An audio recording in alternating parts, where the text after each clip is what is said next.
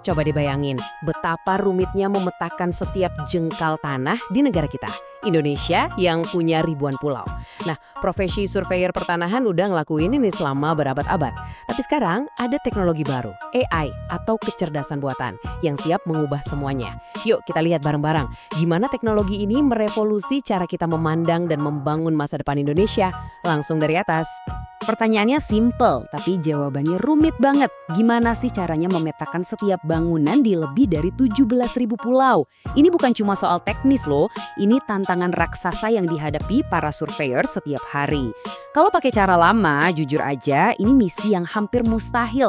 Skala yang sebesar ini butuh solusi yang juga luar biasa besarnya. Oke, buat ngejawab tantangan tadi, alur pembahasan kita bakal kayak gini. Pertama, kita bakal ngertiin dulu kenapa metode lama udah nggak cukup. Terus, kita bakal lihat ke angkasa, nemuin jawaban dari AI. Habis itu, kita bongkar harta karun data yang dihasilkan AI, kita ubah data itu jadi wawasan, dan puncaknya, kita bakal lihat gimana semua ini ngebentuk masa depan pemetaan di Indonesia. Oke, kita mulai dari akarnya dulu ya. Metode survei tradisional yang pakai alat-alat di lapangan itu emang akurat banget buat satu titik. Tapi ada satu masalah besar yang nggak bisa dihindari. Masalahnya, metode tradisional itu kayak lomba lari lawan waktu. Dan sayangnya selalu kalah. Prosesnya lambat banget dan mahal. Mungkin pas satu area selesai dipetakan, di area sebelah udah ada ratusan bangunan baru yang berdiri. Ini perlombaan yang nggak akan pernah bisa kita menangkan kalau masih pakai cara lama. Nah, disinilah semuanya berubah. Ketika cara-cara di darat udah sampai batasnya, solusinya justru datang dari atas, dari angkasa. Dengan senjata baru yang namanya kecerdasan buatan, kita jadi punya sudut pandang yang benar-benar baru buat memetakan dunia. Gimana caranya? Konsepnya sebenarnya simpel, tapi dampaknya luar biasa. Pertama, satelit ngambil foto bumi dengan resolusi super tinggi. Terus, AI yang udah dilatih bakal menyisir foto-foto itu secara otomatis ngenalin dan ngegambar bentuk setiap bangunan.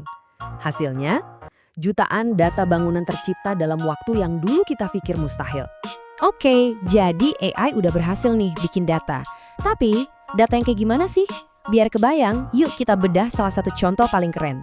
Dataset dari Microsoft buat lihat isinya ada apa aja. Ini dia, Microsoft Building Footprints. Anggap aja ini kayak sidik jari digital buat setiap bangunan di dunia. AI memindahi citra satelit dan secara otomatis menciptakan peta global. Dan ini bukan cuma gambar ya, tapi data terstruktur yang bisa kita olah dan analisis lebih lanjut. Dan ini bukan cuma soal lokasi loh, untuk setiap bangunan, AI juga ngasih dua info penting lainnya.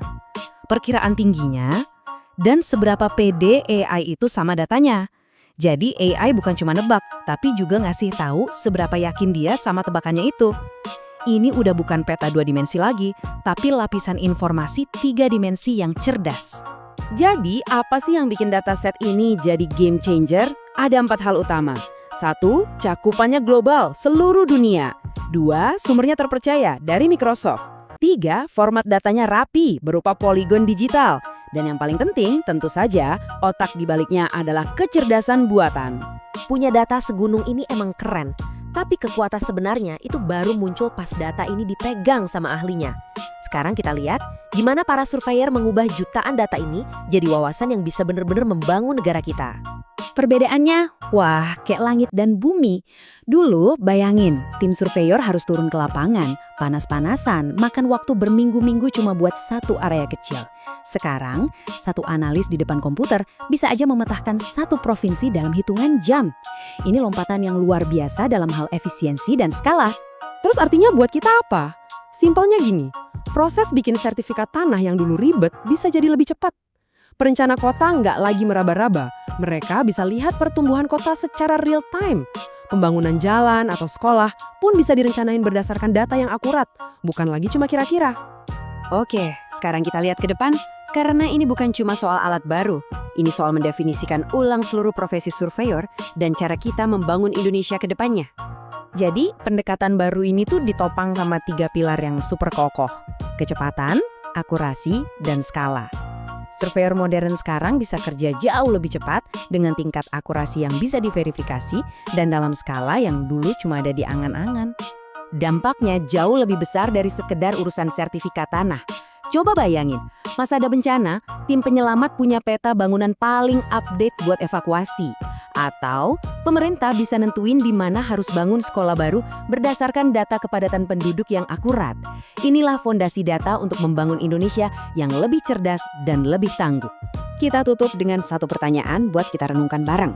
Teknologi ini udah ngasih kita semacam mata dewa buat melihat negara kita dengan detail yang belum pernah ada sebelumnya. Pertanyaannya sekarang bukan lagi ada apa di sana, tapi sekarang kita tahu segalanya, kita mau bangun mahakarya apa selanjutnya.